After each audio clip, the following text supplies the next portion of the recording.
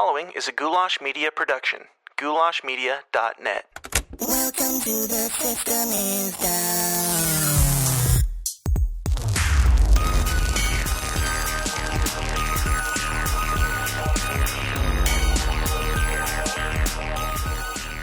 What's up, Downers? Welcome back to the absolute least comfortable show on the web. The System is Down. And I have to say, first and foremost, you did it! You clicked on something with Flat Earth in the title. You're not afraid of certain thoughts. Good job. And thank you. Yes, this will be the episode that separates the men from the boys, as most people refuse to even poke this topic with a stick because, well, we're open-minded, but Flat Earth? That's just dumb, right? Seriously, I posted the question on our forum, which you can find at tsidpod.com/forum, and I asked if there was any conspiracy theory at all that anyone thought was too ridiculous and should be just off base and not touched, and the first serious answer was, of course, you guessed it, Flat Earth. So I asked the individual why he felt that way, if it was from doing research and coming to the conclusion that the Flat Earth just doesn't hold water, or if it was just based on the premise itself. And his response was, of course, that it was just purely based on the premise. So hey, if it's deemed untouchable, off limits, or uncomfortable, you can bet your ass I'm going to talk about it on this show. And honestly, judge me all you want, but this is my absolute favorite theory of all theories to dig into, and I can't say that I currently believe it 1000%, but if you set your fears aside and just open-mindedly listen and look even a little bit, you're going to find a whole lot of extremely compelling evidence out there that will make you look at the whole world differently. And even if the whole idea turns out to be complete and utter nonsense, it is at the very, very least the very, very most excitingly beautiful thought experiment that the internet has ever stirred up. So please, for just an hour or so, unzip your systematic minds and enjoy my conversation with the brilliant Marty Leeds. And without further ado, let's get weird.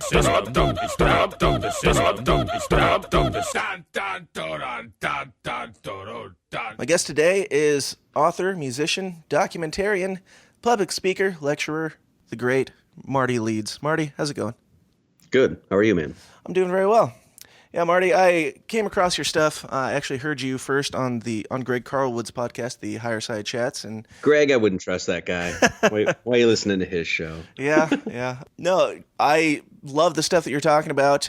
People who are listening to this have already deduced what we're going to be chatting about here and have probably already unsubscribed to the show, which I'm totally fine with. What are we talking about here?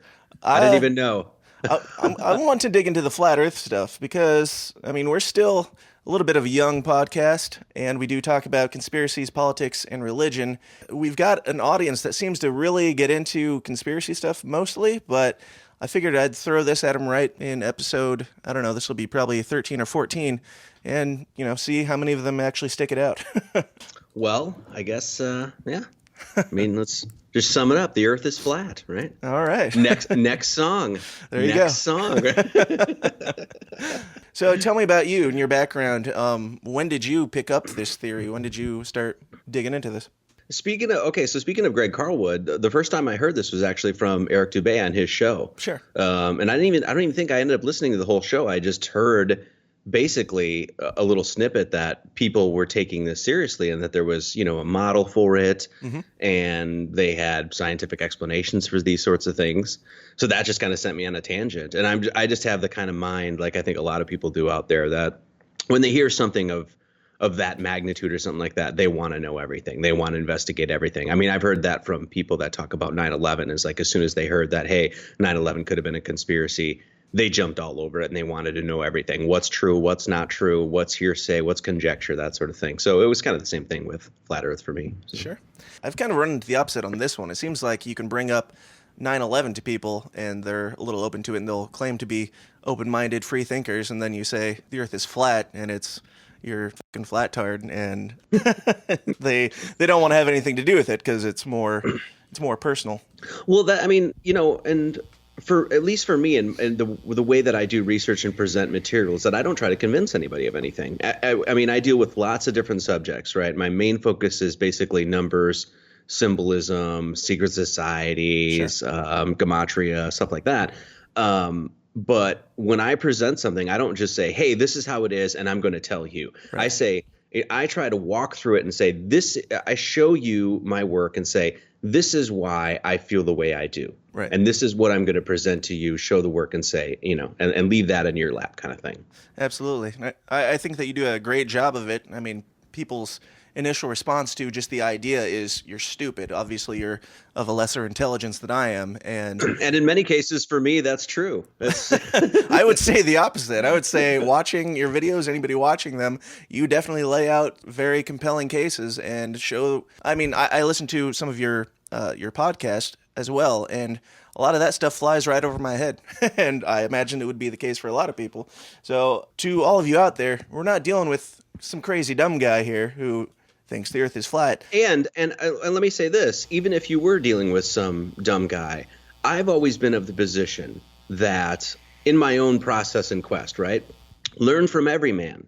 Learn from the idiot, learn from the genius, learn from the poor man, learn from the rich man, learn from the politician, learn from the guy in the street, learn from, you know what I mean? Like that is the best way to get a real overview and true open-minded approach to reality, in my opinion. So even if I was some dumb guy on here talking about flat earth, listen to what the guy has to say, chew the meat, spit out the bone, or if you're vegetarian, chew the fruit and spit out the seed, and take what you can. That's my approach anyway. Yeah. And I don't want to, peg you as the flat earth guy or pigeonhole you or anything, because a lot of your other stuff talking about just everything, Pizzagate, chemtrails, gematria, and that type of thing. It's all fantastic research that you've done. Well, it's if I may interject here a little bit too, it's really interesting about when you get into like flat earth, it seems like that when the people that talk about flat earth tend to only talk about flat earth in some respects, and not everybody. There's a lot of people that covered a lot of different topics and things like that, but for me it was like, yes, I covered it, but there's a gazillion other things that I want to talk about too. So not every video is going to be on flat earth. I mean, I have a video, like you just said, like one on the mathematics of the rainbow. It's got nothing to do with the model of our quote unquote solar system or anything. It's just so. Sure. So when you first started digging into this stuff, I mean, were you as open-minded to it as you are to some of the other stuff that you look into, or did you have kind of the same feeling that I did when I first heard about it? Obviously this isn't true, and then look into it from there? Well, yeah. I mean, initially I was like, oh, that's ridiculous. That sounds just like most people, because you've been indoctrinated your whole life to believe that we're on a ball, basically. Yeah. So, yeah, the first time I heard of it, I was like, oh, that's ridiculous. All I'm going to do is go find some amateur balloon footage of somebody, some kid or whatever that shot a balloon up, took a camera. Hey, look, there's the curvature of the earth. And then from there, I mean, honestly, I'll be honest here. It took maybe 1 to 3 days for me to completely question the whole thing. Yep. The other thing about me is I think I might have been a little bit more open-minded because of the research that I had done previous. I had studied a lot of like the ancient cultures, whether that's Egypt, the Indian cultures, whether that's native in the Americas or Indian dot feather kind of thing, right? And when you look into the Mayans, you look in the native cultures, you look at the ancient Egyptians, you look at any of these prominent cultures. Especially the Norse. I mean, they were avid sailors. Every single one of those cultures clearly said that the earth is a flat plane and that there's a firmament or dome overhead. Now, whether these cultures were all full of shit or not, well, you have to take your investigative prowess into that and check that out. But, you can do about 5 minutes of research and find out that that's true. Absolutely. So when you look at these ancient cultures and say, hey, especially when you're in a position of like looking at the idea or the concept of these ancient cultures had advanced knowledge, or that they were more advanced than we currently believe, that the modern scientific paradigm pins them to be, like they were these sort of savages that just kind of crawled out of the cave kind of thing. When you look back and say, hey, these cultures may have been more advanced, and then you say, oh, well, that they understood that the earth was flat. Well, to me, it was like, well, maybe you should take them seriously. Now, who cares? And then you say, well, who cares what a bunch of dumb ancient civilizations that, thought that the sun god Ra was on a boat that was going overhead over the sky or something like that. It's like you throw all that out. Okay, then you just do simple things like, okay, measure some curvature. Throw all of it out. Throw all your conjecture, all your opinion, all the ancient culture things out. It's like the last video I did. Just measure curvature. Don't yell at me. Don't call people idiots. Don't say this and what about this and what. No, they say we're on a ball.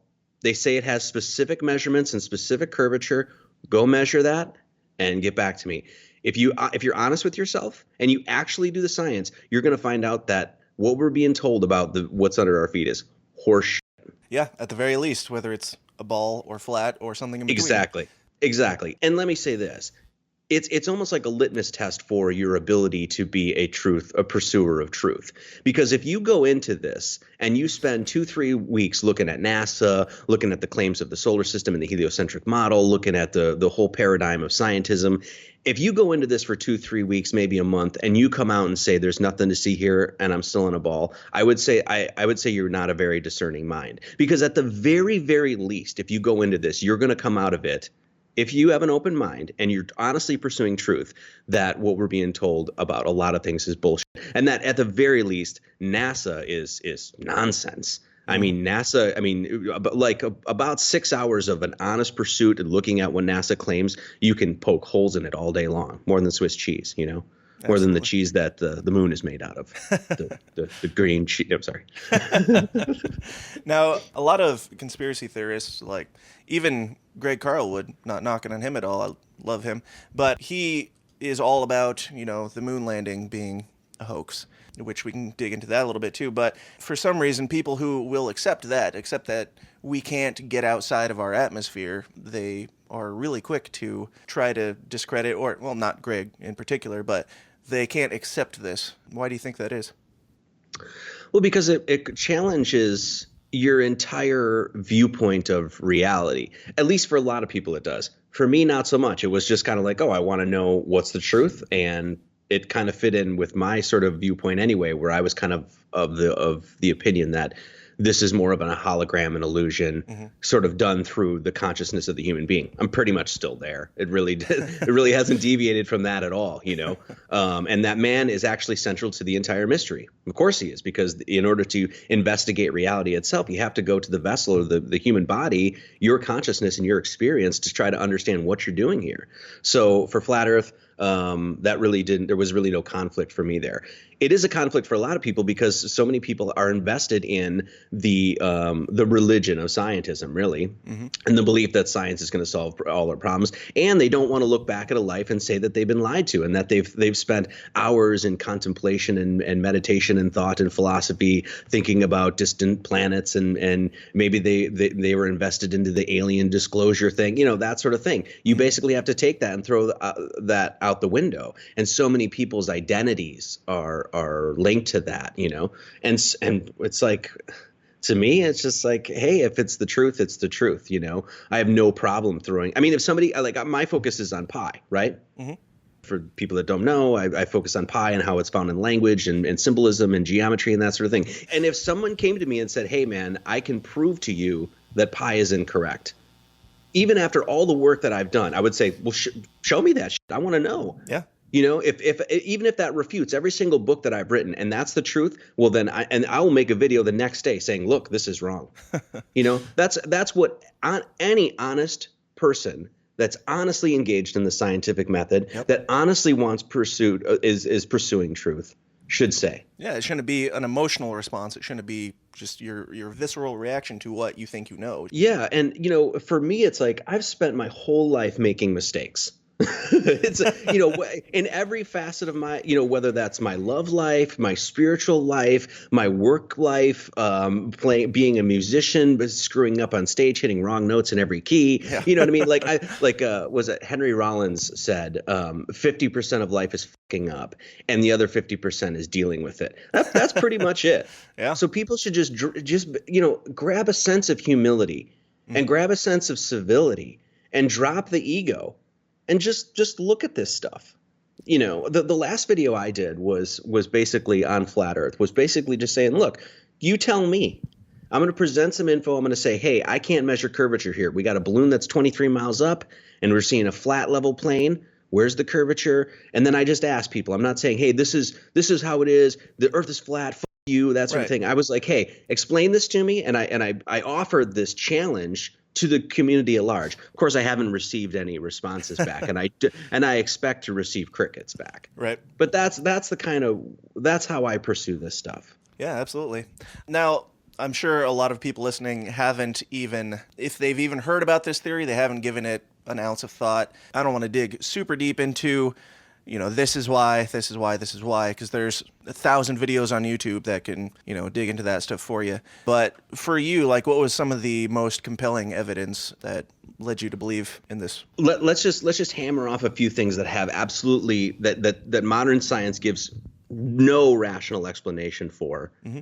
And yet we're taught is absolute fact. The sun being 93 million miles away. There's nothing that says the sun is 93 million miles away. There's nothing. Yeah. The only thing that we can say to prove that in any sort of way is to say, oh, we have to believe in what the government space agencies have told us. The sun's lights converge back to a point in the sky that's just beyond the clouds. Anybody can measure it. If that isn't true, well, then we have to throw out all of geometry. Yeah. Okay, so there's a big one. Yeah, and with that, I mean, what's your take on kind of the videos where the camera balloon showing the hot spot that the sun is making on top of the clouds, or like the cloud dispersion of light? Touch on that a little bit, because a lot of people probably don't know what I'm talking about. Honestly, when we talk about this stuff, especially if you've never heard this, mm-hmm. let me say this. People get angry immediately when you talk about this. Like you had said, people will be open-minded to a bunch of things, and then they're angry. Yes. Why are they angry? It's just like when somebody's in a deep sleep and you go and you wake them up. Yep. Right. And you're just like, hey, man, wake up. And you're like, blah, blah, blah. And then all of a sudden you're like, what the fuck did you wake me up for? That's like, and that's the response that you're getting from people, is that immediately like, hey, you were sleeping, wake up kind of thing. Mm-hmm. So when people respond to these things like, oh, this is retarded, this is stupid, 93 million miles away, sun. Okay, somebody just told you that, and so you believe it. Well, if you just look at the sun as it pierces through the clouds, and you can just do this, take a walk in the woods sometime, you'll see the sun's rays literally land on the ground, and you can actually follow the rays of the sun with your own eyes right back up to the sun. Now, just think, are those rays traveling 93 million miles away? Can you even conceive 93 million miles away, let alone think that your two eyes can see that far? Right. Once again, simple geometry can prove that the sun is not 93 million miles away. Simple geometry can prove to you that the Earth is not curved and is not a ball at 25,000 miles at its circumference. Mm-hmm. The fact is, I mean, in the one video I showed, you can basically see an entire cityscape, and very close to the bottom of that cityscape, close to what would be basically the highway next to it or whatever, that's over 30 miles away. Mm-hmm. Well, in modern geometry, it's trigonometry, that sort of thing, basic understanding, if you're on a ball and you're at the sea level and you're about 6 feet high, your horizon line should be about 3 miles away. And there's basically a hump because you're on a ball. Your line of sight goes to the horizon. That's about 3 miles away. Yep. So if you're seeing anything that's even close to the plane that you're standing on or whatever, it refutes that geometry. So either mathematics is completely screwed up and is not worth the salt, yeah, or they're lying to us, Yep. There's a number of no spin. Have you ever felt the Earth spin? Can you measure spin? No. There's no. Right. There's even Einstein said there's no way to measure spin. The only thing is it's implied because of everything else that we see that's in the universe that's spinning above us, right? Yep. The stars, the parallax of the stars always being in the positions that they're in over thousands upon thousands of years. I mean, there's just things you can go in and again and again and again. It's just, I mean, Eric Dubay. Say what you will about the guy. The guy made a video called 200 Proofs that the Earth is not a spinning ball or whatever. That's where I started. Has anybody made 200 proofs that the Earth's a ball? No, you can't. Yeah. There aren't 200 proofs. It challenges your viewpoint, but man, you should welcome that challenge as a human being. Yeah, and the fact that we can make a time-lapse video of the stars in the sky at night going in a perfect circle around us, the idea that we are on this spinning ball that's at an angle that's rotating around the sun, catapulting through the cosmos at God knows how fast. The idea that these stars have never been in a different position, it just seems silly. Once you get through it, once you actually look at the proofs and you challenge yourself and you get down to the core of it, right? Yep. Like I said, if you're sincere with yourself and you're honest, you will find out that heliocentrism is the easiest thing to debunk and the hardest thing to get people to actually debunk themselves. It's one of the easiest things to debunk. All the claims made by those space agencies and what we're taught by science and modern, astrophysics and stuff like that, the easiest thing to debunk. Mm-hmm. But yet, as you said, is the hardest thing for people to accept, because they have to accept that they've been lied to their whole life. Most flat earthers that I know and myself included, are proud to be flat earthers. We have no problem saying it. I don't give a shit what anybody thinks of me. I don't care if Joe Rogan goes on the podcast every day and talks about how flat earthers are a bunch of tards or whatever. I don't care. I care about truth. And that's what everybody should care about. Absolutely. Just the term flat earth alone, it is used synonymously with stupid, like in media, anywhere, in movies. If you said, well, yeah, you might think it's not going to rain tomorrow, but you probably think the earth is flat too. That's like saying you might not think it's going to rain tomorrow, but you might also be an idiot. Like, do you think that it's an accident that stigma, even more so than the term conspiracy theorist, the term flat earther is basically saying you're an idiot? Do you think that is intentional? Yeah, absolutely. Well, I mean, especially when you look at, for me, okay, so my focus is mathematics and language, right? So basically, I've spent the last 7 years on YouTube talking pretty much exclusively about simple mathematics, arithmetic, that sort of stuff. Yeah. The response I get from that is people shy away from it. Yep. They're like, I don't want to talk about math. That sounds terrible. I don't even want to balance my account, And then I look at them and I say, my whole position is actually, well, mathematics is actually what brought me to the idea of a creator, right? It actually helped me understand that there's a universal principle that any human being, regardless of where you were born or under what civilization you were born or what culture, what religion you believe in, that there's a natural religious impulse and that it's actually scientifically embedded within the mathematics that we're given in creation, right? So that's kind of my stance. So then you go and you look at it and it's like, hey, do you like math? No, I don't want to do anything. I want nothing to do with math. And then you ask, well, why? Yeah. Why is that? Is that because you were taught to hate math? Or is it because you're just too stupid to understand math? I don't know. Just a shot in the dark. I'm guessing it's that somebody taught you to hate math. Yep. The same thing goes for the flat earth. You were taught your entire life, flat earth, oh, that's synonymous with stupid. And so that's why everybody has a problem with it, because they've literally been drilled into their head through endless propaganda, through endless regurgitation of these ideas that flat earth is stupid. And that's exactly why you should look into it. Now, you had mentioned like spiritual implications. Like, what are your thoughts on how this ties into Christianity, Hinduism, Buddhism, all the religions, and that type of thing? Do you think that it correlates? Well, when you actually get to the heart of all religions, past the literalism, past the dogmatic, past all the modernization and the chinsifying, if you will, if that's a word, of all the religions, when you get to the actual tradition and the actual meaning behind those religions, whether that's Christianity, Hinduism, that sort of thing, they are talking about truth. Mm-hmm. It's a mystical truth. It's a psychological truth. It's a philosophical truth. It's a mathematical truth, but it's truth. Flat Earth is, to the best of my understanding that I've, through my investigation, is truth. And so that's what these religions ultimately say. And that's why you find these religions basically saying that, Hinduism, it's very clear. It's very clear. Mm-hmm. They said that this was a plane of existence, that there were planes above us, levels of existence above us, and that this was a flat plane. Yep. Christianity, the Bible, whether that's Judaism, Christianity, whatever, sure, it says it in the very opening pages that there's a firmament above, that God created two things, heaven and earth, which is basically just saying that there's, the spiritual world and the material world. Mm-hmm. Earth is that material world, and it's in the center of things. So that's what I say about religions, I would say that for me personally, I was raised super Christian and probably still most subscribed to that. And for me, honestly, digging into this stuff, I was kind of in a place where, feeling insignificant, feeling there probably is no God and that type of thing. And then looking into this stuff actually made me feel like I had a little bit more value, and just the idea that if there is a creator and we are on this tiny little pale blue dot in the vastness of everything, the idea that we have any significance is laughable.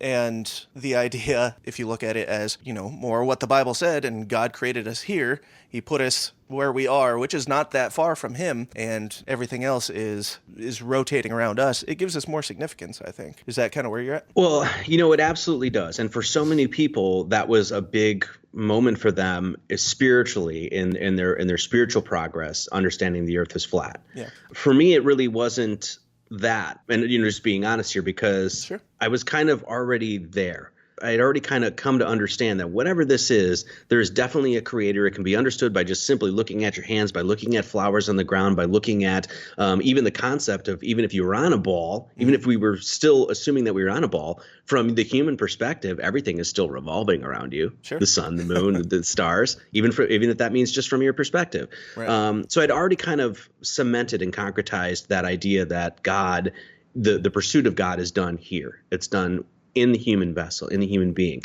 So when flat earth came around, it just made total sense. It was just like, oh, okay, not only is that a psychological and philosophical idea, it's actually a physical science idea too, right? So so that's what's so great. So it really has changed people's spiritual inclinations very much because it does put us at the center. Right. And I mean, and how can you, after when you understand that, the idea of denying a creator in any sort of sense is almost silly.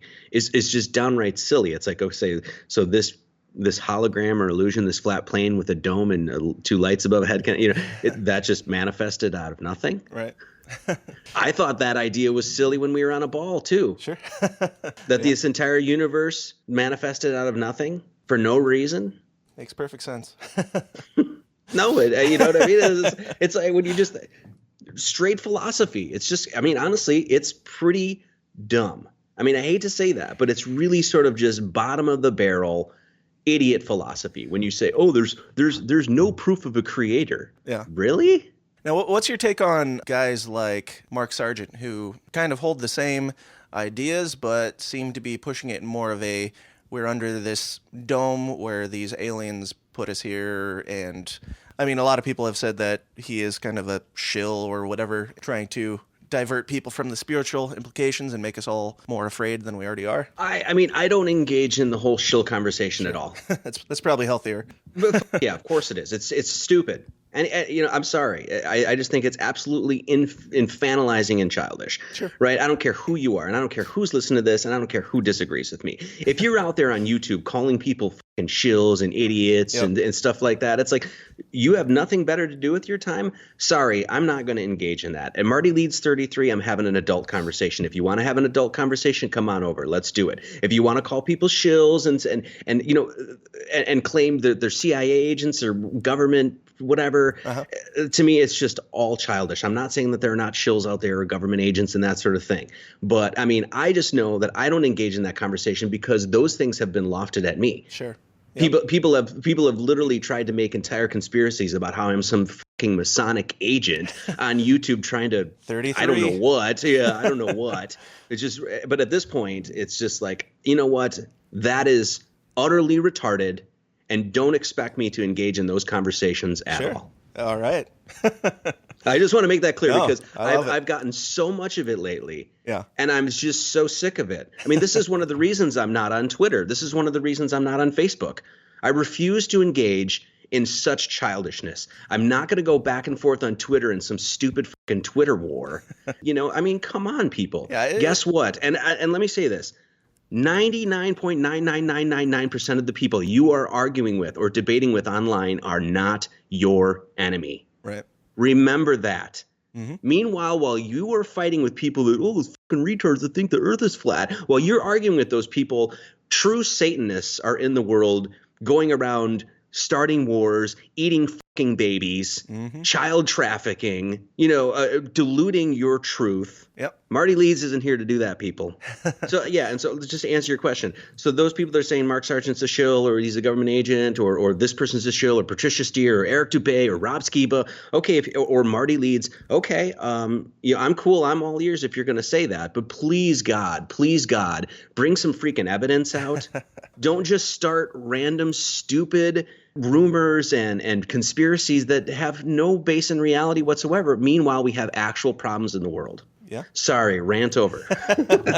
No, I think that's great. I mean, I feel like the conspiracy theorist community spends 75% of their time pointing out where everybody else is doing it wrong. It's kind of the same as religious sectors, just infighting rather than focusing on the real problems in the world, just debating, hey, you've got 75% of your beliefs right, but we're going to argue about the 25% that we disagree on, which is just a waste of time. It's a complete waste of time. Every time I engage in like comment sections and social media and stuff like that, I feel like I have to be a babysitter. I feel like that's what I'm doing. Instead of engaging in like a philosophical or rational or scientific debate and actually asking good questions and challenging my own beliefs and stuff like that, it's just like, oh, Marty Leeds, you're a shill and you're doing this for money. I'm like, yeah, the 16 books I sold this month, I'm just killing it, just raking it in. You're the least successful government agent that has ever existed. Yeah. Me and my 35,000 subscribers on YouTube are about to take over. There you go. That's awesome. Sorry. Hey, Dan Smots here. I'm taking a second to interrupt myself talking to talk about myself because, I don't get paid a penny for the hours and hours that I put into creating this show for you guys in your greedy little ears, and I've got a family to feed. To make that happen, I run my own media business called Goulash Media. If you have a need in anything from video production to graphic design to audio production and beyond, you can get it all for a painfully fair price at Goulash Media. In video, I do weddings, music videos, commercials, pageants, plays, etc., etc., etc. For design, I do photo editing, album art, logos, branding, business cards, merchandise, you name it. For audio, I do engineering, production, editing, jingles, and, well, podcasts. So if you've got a media need of any kind, or if you'd just like to give a little something back and help keep my children fed, check out all the endless options at my website, goulashmedia.net. That's goulash, Goulash, media.net, where we cater to the little guy with the big vision. Okay.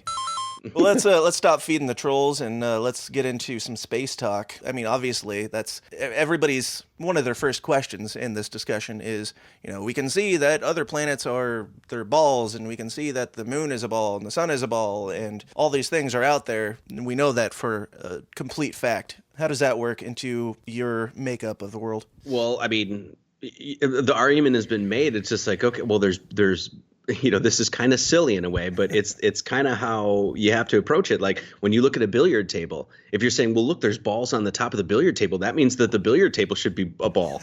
Really? Does it? Does it say that at all? Number one, and number two, when you look, it's like, oh, you're saying the sun is a ball. Have you seen the sun as a ball?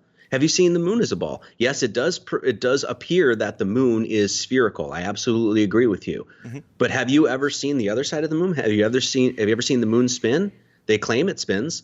They say, but it's perfect and tidally locked with the Earth's spin, and you never feel the spin and see either one of them. You always see the same face of the moon. Mm-hmm. Yep. So can you prove that it's a ball? No, you can't. And can you prove that those stars in the sky on the firmament? Can you prove that those are a ball? No, you can't. They appear that way. And even if they are a ball, even if they are a physical object, which I don't really feel that they are, but even if they are a physical object somewhere up in the spiritual dimension, the heavens or whatever, that doesn't mean that it's a ball down here. That said, as well, even if the sun and the moon is a ball, that isn't saying that the Earth isn't a sphere. And let me explain that a little bit. Sure. There's basically the idea that when in all of these cultures, and they even kind of draw it sometimes this way, that there's a firmament, that there's a dome overhead, that it's a 180 degree, basically crystalline glass dome or whatever, right? Yep. Well, if there's a dome overhead, that we may presuppose that there's a dome underneath, that it's a ball outside of us, and that there's a flat plane, and we're sitting in the flat plane on the equator inside of that snow globe model. Right. Now, is that true? I have no idea. Mm-hmm. And until I actually go outside of the ball and see it for myself, that's the only way I could possibly know that. So that is one of the things that's being, it's just an idea that's sort of presented to say, hey, that doesn't say that the Earth isn't spherical in its nature. It could very well be. Right. So all of those things, it's like people want to, they say, oh, the moon's a ball and the sun's a ball. And so that means this is a ball. That doesn't even follow good philosophy at all. Yeah. So what are your thoughts on the moon, the International Space Station, that type of thing? I've looked into it briefly, but there's supposedly evidence that if you measure the temperature of the moon, it's actually warmer on the dark side than it is on the bright side. People say that it is not reflecting the sun's light, that it is giving off its own light that is kind of the opposite of what the sun's doing. Well, as far as the International Space Station, I mean, it's traveling at 17,500 miles an hour. Yeah. 17,500. Just think about that for a second, peeps. Yeah. 17,500 500 miles an hour. The speed of sound is like 700 miles an hour. So they're traveling 17,500 miles an hour, just whipping around, right? This is a good question to ask. Okay, so you believe the International Space Station is out there, okay, because somebody told you or whatever, and I did believe it. I believed that at once too. Yeah. And then you say, do you remember that it was like a 6-part documentary series that they did on the building of the International Space Station? Did you ever see that? I don't believe I did. No. Yeah, it's because it doesn't exist. You would think with that magnitude of an accomplishment, we would have a little more documentation. Exactly. I mean, you're talking about one of the greatest engineering feats that mankind has ever created, and we don't have tons of footage of that. Right. We don't have the making of that. We don't have the blueprints of that. We don't have like people lauding and talking about how fantastic they were that created the skin of the International Space Station that could withstand the temperatures and the speeds and stuff. I mean, come on. I mean, they do documentaries on going to Antarctica and all the stuff that goes down there. But you mean to tell me that thing that's up there 250 miles above the, in the atmosphere, or above the Earth or whatever, yep. We don't have documentation of that thing being created? And do you remember back? I mean, I was really, really young, right? Mm-hmm. When this thing was first, being proposed that it was out there. But it was just like one day they were talking about making it, and the next thing it was a fully operational system, and it was just working. Yeah. And there was like no in between. And I was even young when I remember that, but it was just like, oh, okay, I guess we got an International Space Station. I'm like, okay, we're going about it. The first thing the government has ever started and finished, just complete start to finish, no problems, no issues there, right? Yeah, but then we send the Challenger up there and it explodes. Right. So, just a flawless construction of the International Space Station. Nothing went wrong. No one died. They built it going 17,500 miles an hour. They were putting that thing together. Nothing happened. No bolts missing. Nothing. Yep. And no documentation of it. If you believe that, why? Yep. Why would you believe that? The only reason you believe it is because someone told you. And you can look at footage of supposedly live footage from the International Space Station flying overhead, and at night you can see the lights in the cities. You can see those clearly. However, you don't see any clouds, any space debris, any of the thousands and thousands of satellites, anything. Usually no stars either, which is a big issue in its own. I have a friend who's a heliocentrist, right? He's a big space guy. And I've talked to him about this stuff. And it's slowly kind of seeping into his mind. He's starting to ask some questions and stuff like that. And he comes to me the other day and he goes, hey, man, I watched a half hour of the live stream from the ISS. This comes from a heliocentrist. Right. Okay.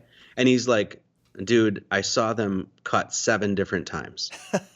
This is not coming from a flat earther or some stupid retard who's trying to convince you that the earth is flat. This is a guy who's he loves space, Star Wars, Star Trek, right. NASA. And yet he watched it and he's like, I have to admit that looks like shit. I mean, it looks like absolute garbage. Yeah. And if you look into it, you're going to start seeing that stuff. I guarantee it. I promise you. Yeah, and we've got the technology to construct this space station and leave it out there floating around. We have the technology to have a perfect live stream of a baby giraffe being born nonstop for 24 days or whatever it was. But, that we have the technology for, but not to get a perfect shot of this space station flying over the Earth, not enough technology to have a picture of the Earth that every time they put it out doesn't change the size of the continents, they copy over cloud formations. You can see copy and paste cloud formations, and they even say that they are composites. Why do they have to be composites? Why don't we have an iPhone picture from the space station of the Earth or, outside the Earth's orbit?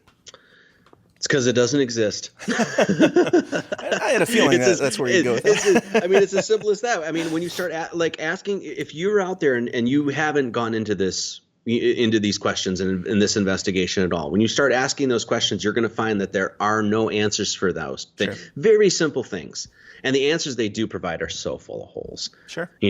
I mean, the idea that they send a satellite out to Pluto, 6.3 billion miles away, is it, I believe? And that satellite through the gravitational pulls of the orbits of the planet. They got flung from one into the next, and it was just going to reach Pluto just in time so it could go in and grab all these pictures and then send all those pictures back flawlessly. Yep. And no debris hit it along the way, no comets, no meteoroids, no space junk hit it. There was no upgrading of its software or its hardware, all of this stuff, right? And they just sent it, and then everything comes back, and it's just beautiful. Right. It's just, now we got shots of Pluto. And meanwhile, I can't, get a decent Wi-Fi connection to record a podcast, but we can, you asked me to hit pictures back. Yeah, you asked me to hit record before this, just in case this thing goes down.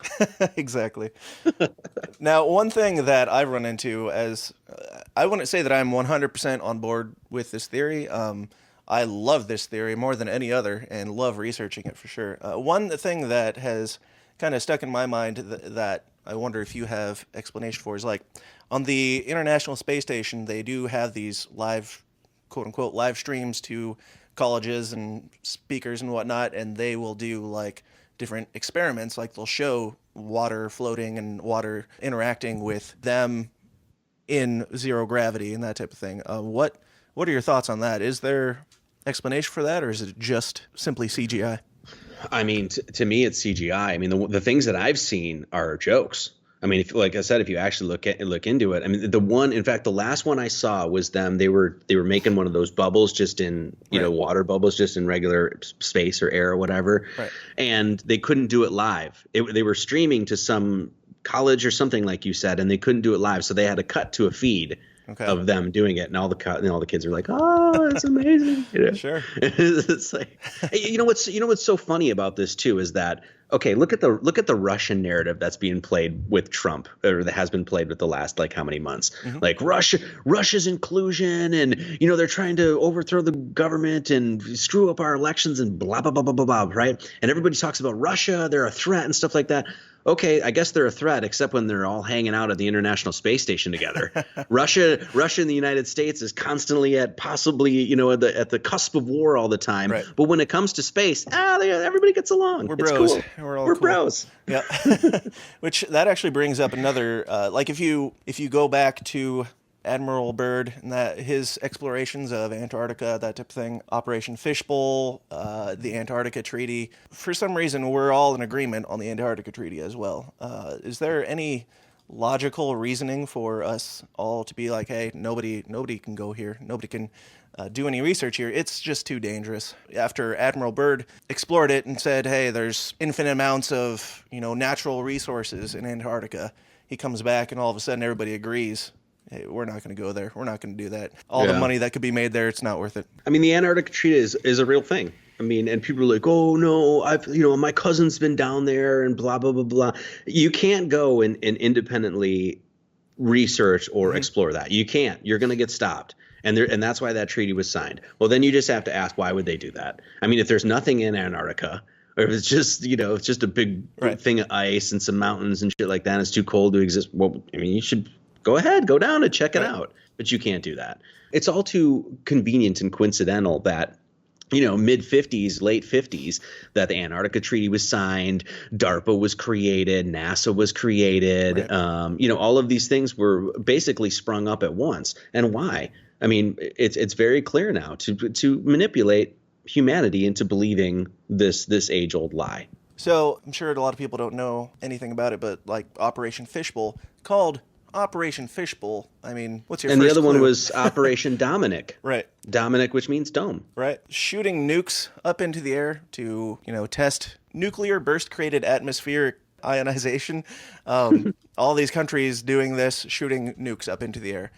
Shortly after these treaties were going up and people were exploring Antarctica, what are your thoughts on that type of thing? Well, if it is true that they were actually doing that they actually have nuclear bombs and they were shooting it up into the air, whether this is a ball or a dome, that's fucking nuts. What are you doing? Exactly. Why are we letting these people in charge? You're shooting bombs up in the air just for quote unquote science? Right. Like that alone, like find out who those people are and get them out of power right now. Right? At the very least, yes. At the very least, right? Yeah, that's kind of my take on that. But yeah, apparently that's what they said that they were doing, right? Is that they were shooting these nuclear bombs up. And then I think Rob Skiba actually did a video on this, I want to say, where he kind of showed, and he was like, it looked like those bombs were like hitting something, like like they were hitting against some sort of dome or whatever. No, I don't know. I have no idea if that's real footage or fake or whatever. Sure. But, you know, that alone is just insanity. Yeah. You know, and if there is a dome, speaking of, you know, blowing that dome up and stuff like that, you know, when the last election, when Hillary Clinton was talking about how she wants to break the glass ceiling. Yes. Well, when an evil occultist witch says that she wants to break the glass ceiling, it means a whole lot more when you're a flat earther. Sure. And I know people that are going to listen to this are probably going to get angry at that for saying that. They go, this guy's an idiot, whatever. And it's like, I don't know, man. I think there's some sinister shit going on that most people are completely unawares of. Yeah, which brings me to another thought. You know, this is such a catastrophic theory, such a big idea. It's so completely out there. What is keeping Hollywood from exploring this? Like, if it's not real, we're all about aliens. You turn on the TV, you'll see it. Finding aliens or finding ghosts or whatever, all this supernatural crazy stuff, that's totally fine. But nobody in the media is willing to touch this idea. Like, I mean, there's movies that kind of wink and nod at it, like The Truman Show and Under the Dome, that type of thing. The Matrix as well kind of alludes to that. Yeah. Well, I mean, Hollywood, pretty much is, it's essentially a branch of the government. It's a propaganda machine for sure. I mean, speaking of, my lady and I, we went to go, we had some time last night. We're like, hey, let's just watch a documentary. Let's watch something, just kind of veg out for a little bit. Sure. So we go to iTunes. And so I'm like, I go to the movies and I'm just like, hey, let's just see what they're, and you go and look at the movies and they're all about war or space. It's like literally every single one. We're like, hey, let's just watch it. It's like there was a romantic comedy thrown in, Paul Rudd somewhere or something. But other than that, it was, hey, The Martian and, life and all of this sort of stuff. And it's all about space and war. That's to me at this point, especially with the pushing of like the pedophilic or the pedophilia agenda, that sort of thing. But Hollywood is it's a propaganda machine. That's all it is. I mean, I hardly can even watch movies anymore either. Yeah, once you start even contemplating these things, you start to see just little trails here and there that you can't help but be a little bit skeptical of. Did you see the footage of the Go Fast civilian rocket that was launched, where it goes up about 73 miles? It looks like it hits something and falls back down. Yes, I heard that there was some sort of thing that actually it was like I don't know what it's called, but and I don't know if this is true or not, but basically there's a thing that like spins off the rocket that basically stops it kind of like in midair or something. And I don't know if that's true or not. I've heard that as well. Yeah, but I mean that footage, doesn't it look like it sounds like it hits something. It sounds like it hits water. Right. It flies super, super, super, super, super fast. And all of a sudden, ploop, and then it just kind of floats there. In its tracks. Yeah. Not slow down and stop. Just no. And I mean, if it did hit something that was solid, I mean, wouldn't it just blow up or get destroyed? I mean, it doesn't really make any sense. It's very anomalous footage. Right. We touched on Admiral Byrd a little bit. A lot of people use his findings in exploring the North Pole to point to a hollow Earth. What are your thoughts on the hollow Earth theory as somebody who's, digging into all this stuff? Do you think that it has any bearing at all, or do you think it ties in? I tell you what, as a completely open-minded person, I mean, I'm open to a concave Earth theory. I'm open to hollow Earth theory. I'm open to really any of that stuff. But I really haven't seen any solid evidence that says that the Earth is hollow. I mean, besides like big sinkholes, and they just seem to go forever. Yeah, the Earth could be hollow below. I mean, I don't know. I think we've gone, 8 miles down or something like that. Right. So until somebody gets 50, 60, 100 miles below and says, look, we see a big cave in the Earth and it's hollow. Yeah. Until then, I mean, I got really nothing to say on that, Sure. A lot of people push the concave Earth theory, too, because of the rectilineator experiment. I don't know if you've ever seen that. Some guy back in, I think it was, I don't know when it was, but basically some guy did this thing called the rectilineator experiment. And it's this machine, and it basically sets level. And he did this over like several miles. And what he found out that the Earth was actually sort of like curving up or whatever. Now, that was one experiment that one guy did. And I don't know if there was any sort of blind studies or anything like that. So, but if somebody would provide me, or if there was some information out there that showed that was true, I'd be more than happy to look at that and more than happy to investigate it. I just haven't seen it. Sure. Now, before doing this interview, I thought about posting, we have a forum, the System is Down forum on Facebook. I thought about posting an opportunity for people to ask questions for you because... Do you call your listeners downers? Of course I do. Dude, that's fucking so funny. Yep, it's at the beginning of every episode. But yeah. Okay, I'm sorry. If I were to... Well, this interview came up a little bit quicker than I had time to plan for in that department. So I would like to have done that because I'm sure a lot of them have questions that I've already explored and come to conclusions on, so I might miss some. But if they were allowed to, I'm just going to go ahead and assume that some of the big ones would obviously be, if the Earth is flat, go take your picture of the edge of it, and then I'll be a believer. I mean, we've touched on it a little bit, but what is stopping the Flat Earth movement from exploring that area?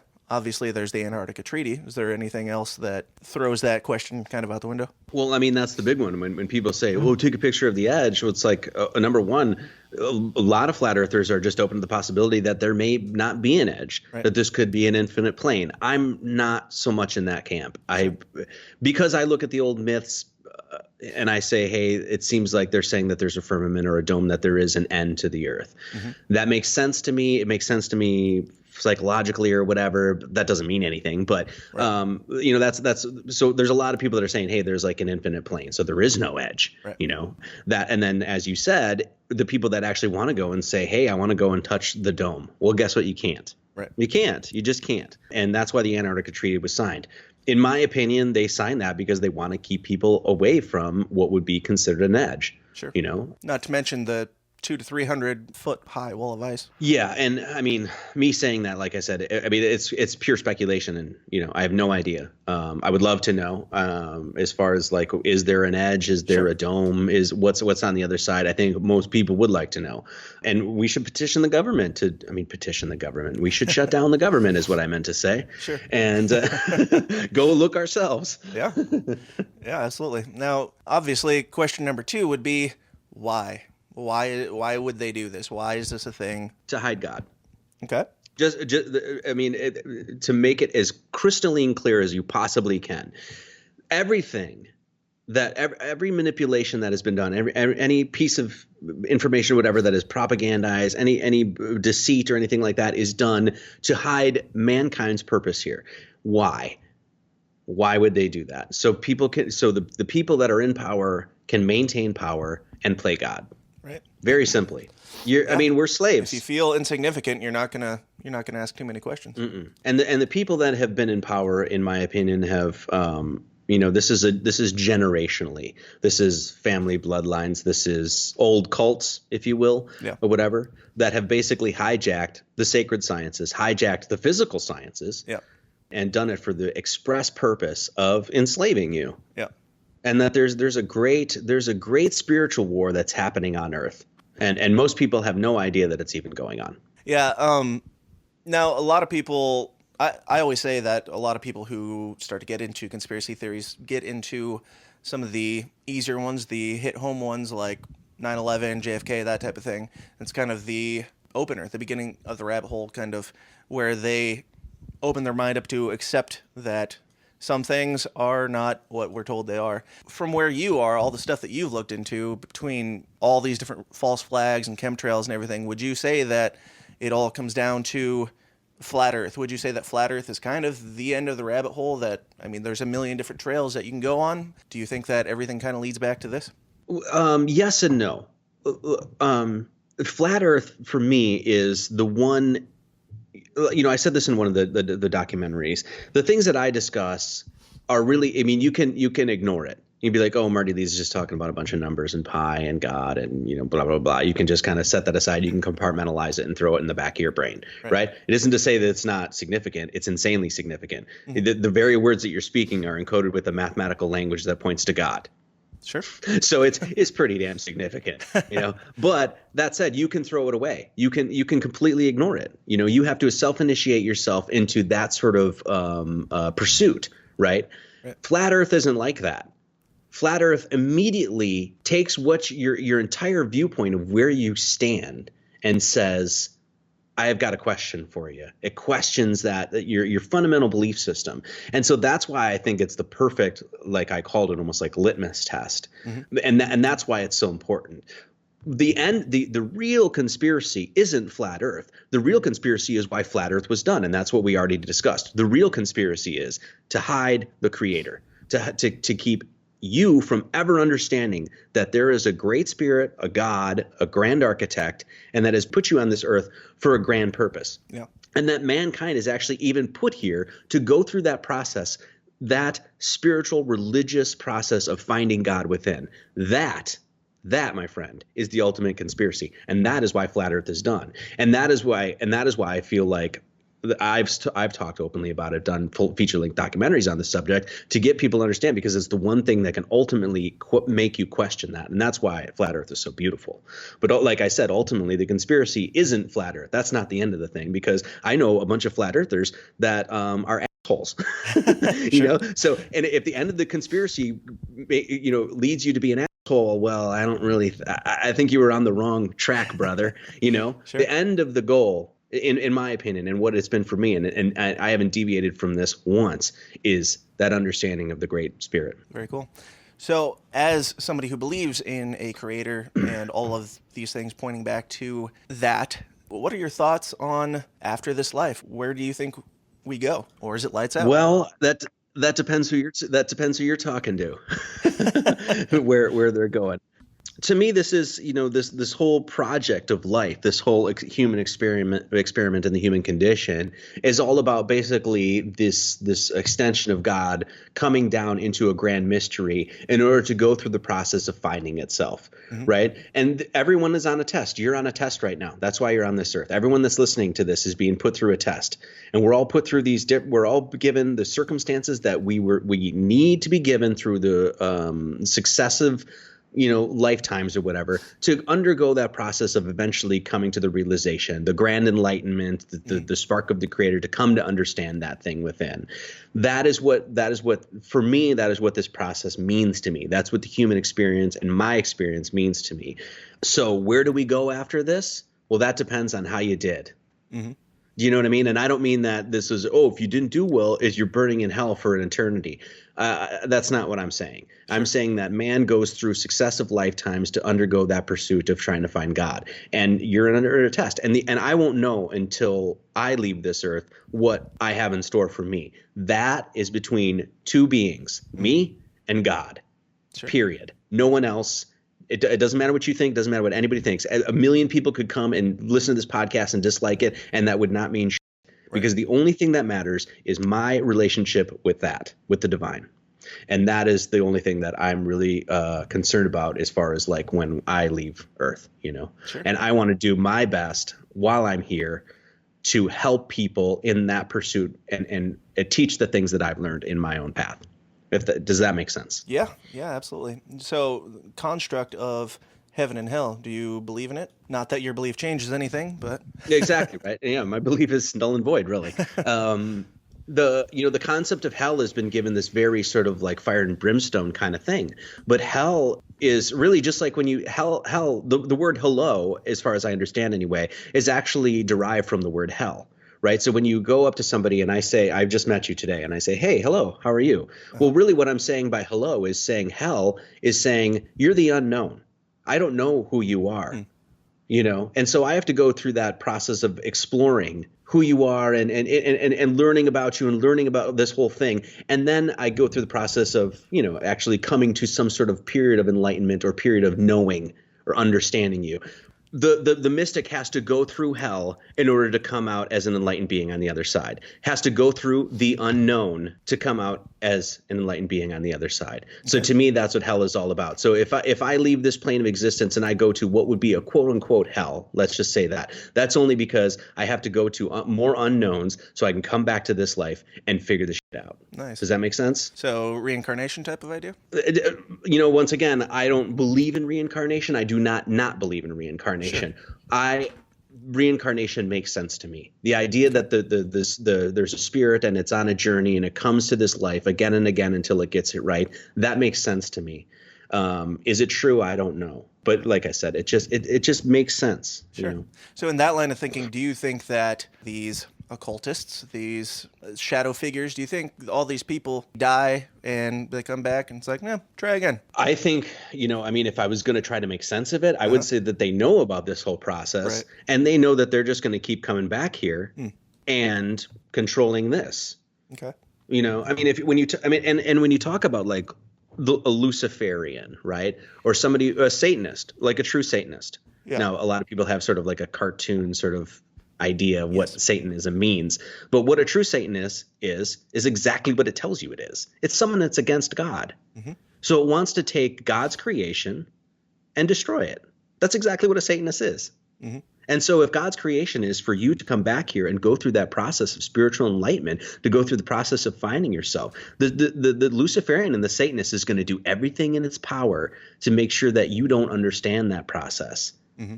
And then it's going to go and blast nuclear bombs on the fucking dome to try to make this thing fall.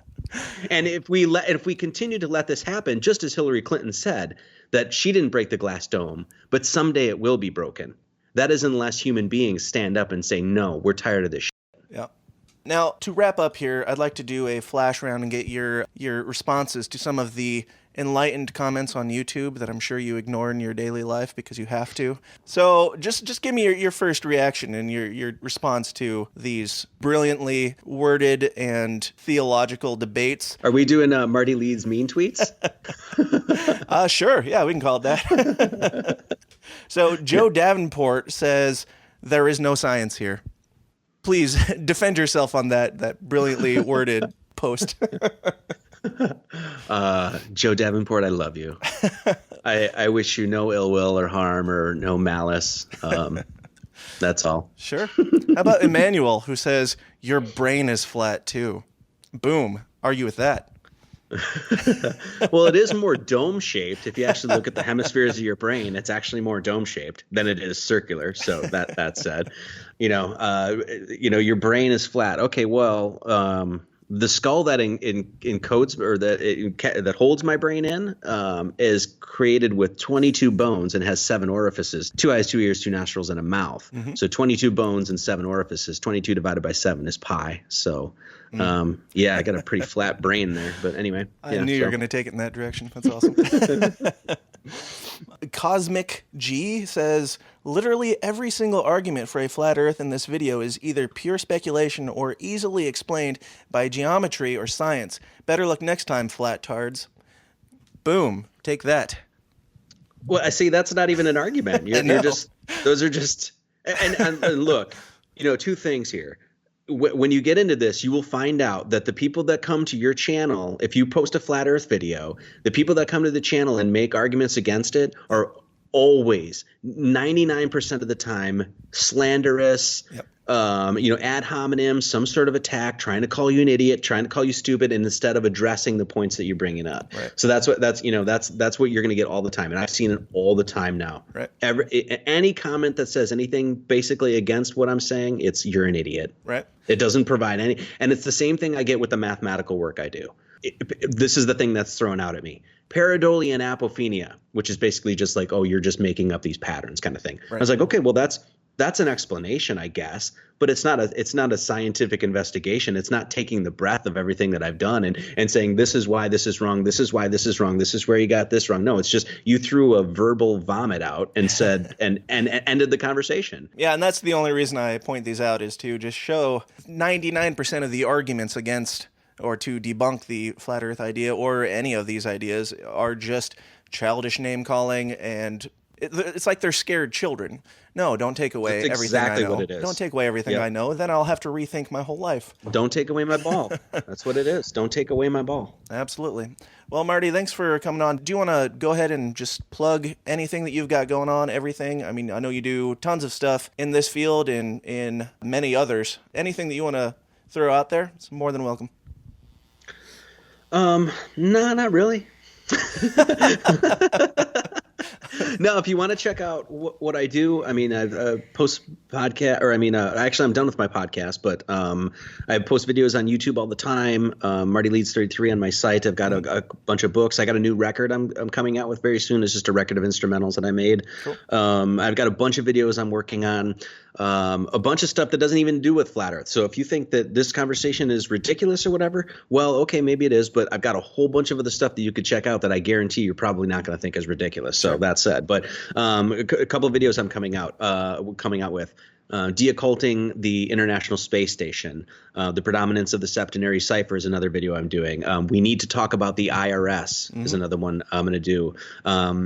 What was the video I was just working on? Oh, the video I'm going to actually hopefully release today or tomorrow is called Deocculting the Internet, looking at the mathematics of the internet. So there's a whole bunch of stuff on there that doesn't even deal with flat Earth. There's flat Earth stuff on there too if you like. So a bunch of stuff coming out. Well, yeah, all very fascinating stuff, and I would categorize you as an open-minded, intelligent, rational thinker who came to a crazy conclusion, which is fantastic. And I would absolutely love to have you on to talk about some of the other stuff that you're into. It's all very interesting things. If you're open to it, you're welcome anytime, man.